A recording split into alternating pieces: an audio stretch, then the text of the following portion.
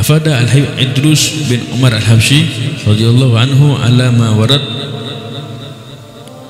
inna muhibbal qaum minhum wa anta ma'a man ahbabta annahu la budda ma'a hadha min al-muwafaqah lahum walau fi ba'di a'malihim al-hasanah fa innal yahuda wan nasara yuhibbuna Musa wa Isa alaihi salam wa laysu ma'ahum wala yushtarat an yuwafiqahum fi jami' af'alihim illa fahum wa'lam dzalik.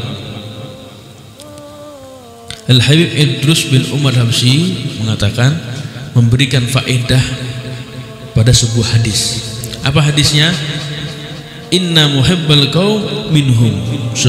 Sesungguhnya orang yang mencintai suatu kaum maka dia termasuk dari kaum itu.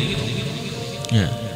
Misalnya seseorang mencintai kaum A, maka dia termasuk kaum itu. Ente mencintai golongan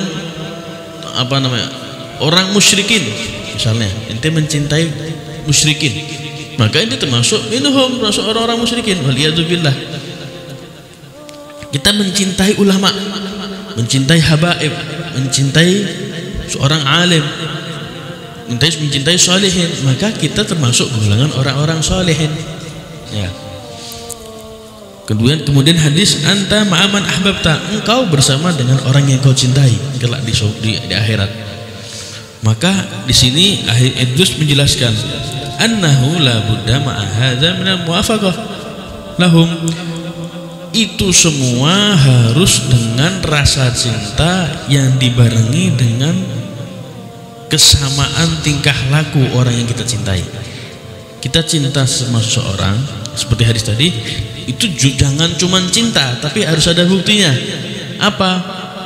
Perilakunya kita tiru.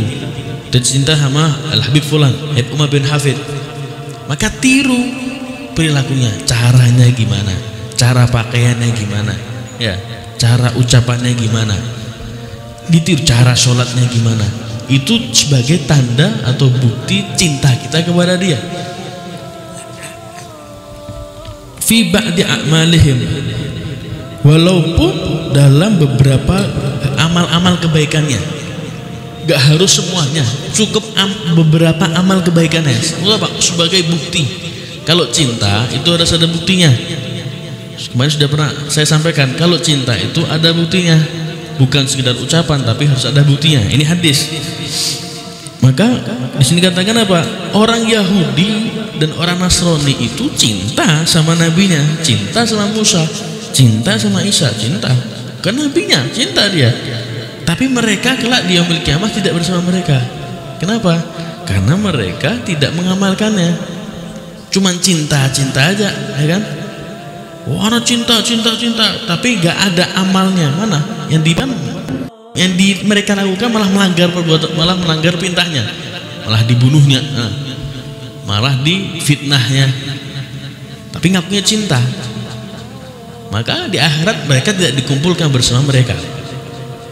Jangan sampai kita seperti itu, ngomongnya cinta sama Rasulullah tapi tidak mengamalkan apa yang diperintahkannya, tidak menjalankan sunnah-sunnahnya.